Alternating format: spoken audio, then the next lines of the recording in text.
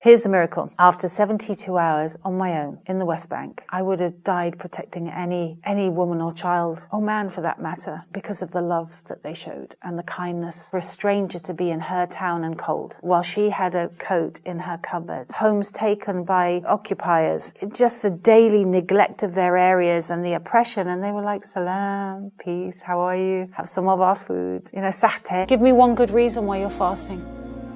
And she said, in a room of nothing, I fast in Ramadan to remember the poor. And that, I thought at that moment, if this is Islam, let me be Muslim. And it was Ramadan, and I went into this mosque, sat down, and it was just like I was sitting under a waterfall of peace. It was like every worry I'd ever had left me. My heart was completely at peace. I knew in my heart, at that point I was Muslim. At that point, I knew God was one and the Prophet Muhammad were 100%. Assalamualaikum warahmatullahi wabarakatuh, saudara muslim. Lauren Booth adalah seorang presenter, jurnalis, dan aktivis pro-Palestina dari Inggris. Ia besar di London dan juga merupakan adik ipar mantan Perdana Menteri Inggris, Blair. Menginjak dewasa, Lauren berkarir sebagai jurnalis yang kemudian mengantarkannya ke Palestina dan negara Timur Tengah lain. Di sana dia menemukan keramahan dan kebaikan yang luar biasa dari masyarakat Muslim. Keramahan itu membuat Lauren tertarik mempelajari Islam. In 2010, I accepted Islam, and this was after a series of journeys to Palestine, meeting the people there, going first as a journalist and then as an activist. I went to the Holy Land as a Christian, but I was super excited to walk in the steps of Jesus Christ. That to me, I was like on a pilgrimage. Everywhere it was like, oh my God, Jesus might have been here. It was amazing. I never expected to go to Jerusalem where he dragged the cross and to go to the Holy Sepulchre and, oh my God, Jesus was here. This is amazing. It really happened. But everywhere that I started to go in the Middle East, it was the Muslims who were looking after the Christian sites. And that really confused me. So for example, the place where Jesus, peace be upon him, cured the lepers. And the man who opens it is a Muslim. And I said, okay, why do you have the keys to this? He said, it's been in my family for generations. And I said, can I ask you something? He said, yes. I said, did your family steal them from the Christians? Maybe they killed the Christians to get them. He's like, you really don't know much about this. No, the Christians trust us with these because we care about Jesus too. And I was like, that was the first time I'm like, Jesus is your prophet? Okay. And the Muslims seem to know a lot more about him as well. Muslims seem to know a lot about Jesus. I had an incredible journey for 2 weeks, and I was shocked that this is the world that we live in, that everything I thought I knew about the Middle East was a lie. Here's the miracle. After 72 hours on my own in the West Bank, I would have died protecting any woman or child, or man for that matter, because of the love that they showed and the kindness. And then I remember I asked this young shabab from Jerusalem, how much do I owe you? Because he's been shopping with me. So he goes like this, well, it's 100, 250, 400 and 600. And I'm like, oh, I'm going to get fleeced here. I'm going to get done. And then he does this, he goes, forget it. You don't owe us anything. What? He said, the only thing I'm going to ask you is don't forget Palestine when you go. Don't forget about us. Yeah, subhanAllah. It was January and I didn't know it got cold in the Middle East. So I didn't have a coat, and I remember walking down a street in Ramallah and an old lady in a hijab looks at me and she says something in Arabic, and then she grabs me by the arm and I'm like, okay, is this a granny kidnapping? Is this how it happens? And she looked me up and down, and then she took me to her bedroom, opened a wardrobe, took out a big overcoat, put it on me and said, Yallah. And I'm like, well, what? She wrote down her number and said, there you go. And I'm like, what? I could just walk off with this coat. She could not bear for a stranger to be in her town and cold, while she had a coat in her cupboard. Do you get what I'm saying? Allahu Akbar. And everywhere I went, there was such a softness, such an ability to make the best of things. What really struck me was that at the time, I had a French farmhouse, a French barn being built, I had a swimming pool, I had a 1-acre garden, I had beautiful children and a great husband and everything.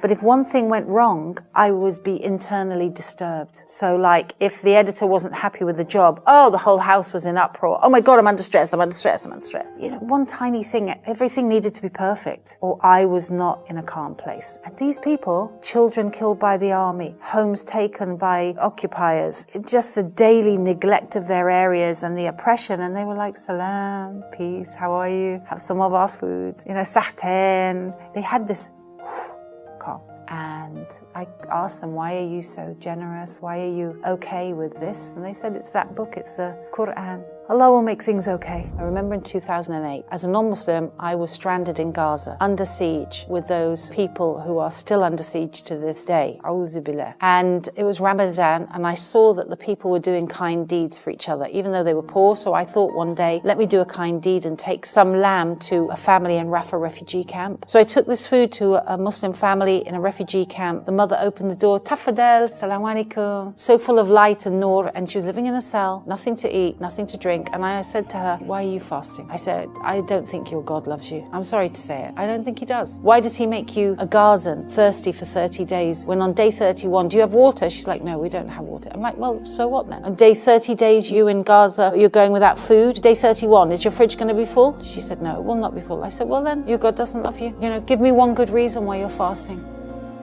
And she said, in a room of nothing, I fast in Ramadan to remember the poor. And that, I thought at that moment, if this is Islam, let me be Muslim. Because if there is a faith where you can believe in God and be grateful when He's given you nothing that day, if there is a faith where you have one bowl of food and you give it to a stranger, oh my God, wow. Sebagai jurnalis, Lauren mendapat tawaran pekerjaan dari Islam Channel, sebuah media Islam di Inggris. Pekerjaan ini membuatnya bertemu dengan lebih banyak Muslim dan pelan-pelan membuka hatinya kepada Islam. Hingga pada tahun 2010, saat dia mengunjungi kota Qom di Iran, Lauren mendapat pengalaman spiritual yang meyakinkannya untuk memeluk Islam. Lauren akhirnya bersyahadah di Masjid London. I got offered a job at the Islam Channel around 2007 because I was advocating for Palestinian justice and also for the people of Iraq. And Muhammad Ali of the Islam Channel offered me the job, and I said, I have a couple of conditions. Number one, don't talk to me about Islam because I think it's very nice and I think you people are very nice, but it's not for me. And number two, I won't wear hijab on your TV station because I think it denigrates and it controls women and I don't want to be a hypocrite. And he said, Allah will decide whether or not you're going to be a Muslim. That's not in my hands. And I said, no, there's no way I can be Muslim. No way, not me. And Muhammad Ali said, you might be a Muslim. I said, I am not going to be. He said, well, Allah knows. I said, all right. I said, what about hijab? He said, okay, don't wear hijab, but please dress as modestly as you can, and we'll accept that. And so that meant that I started traveling the world, interviewing speakers, sheikhs, having access to more Muslims and more people speaking about Islam. And I went to Iran in 2010, and I went as a journalist, as a correspondent, to report on the Al-Quds Day rally. It was always about Palestine for me. So I was in Iran, and it was we reached Qom. We were having a trip away, and it was Ramadan, and I went into this mosque. And when I went into the mosque, I thought, okay, I think I might have done a full wudu, but I think I did wudu with my friend who I was traveling with. And when I crossed the threshold, I made a dua. And I said, oh Allah, thank you for everything you've given me. And I'm not going to ask you for anything else because you've given me so much, but please bless Palestine. And then I went to look around, and I went to report secretly. I had an iPhone with me, and I thought, wow, this is an exclusive. You're in an Iranian shrine in Ramadan. You've got a great story. You can sell it around the world. I was not in a religious state of mind. I was not, oh, I want to be Muslim. I went in to be nosy and to maybe take some secret pictures. But when we got to the main area, I sat down, and it was just like I was sitting under a waterfall of peace. It was like every worry I'd ever had left me. My heart was completely at peace. I didn't even know my own name. I was completely not Lauren Booth, whatever that creation, self-creation, self-esteem nonsense, whatever that was, it was gone.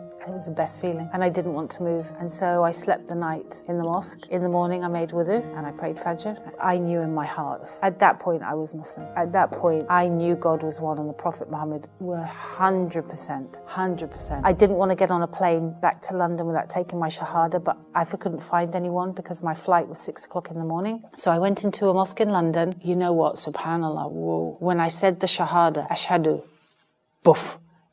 It was like cement slabs falling from my mouth. It was like gold bars leaving my tongue. Ashhadu an la ilaha illallah. Doof. It was like there was an earthquake. Ashhadu anna Muhammadan abduhu rasuluhu. Doof.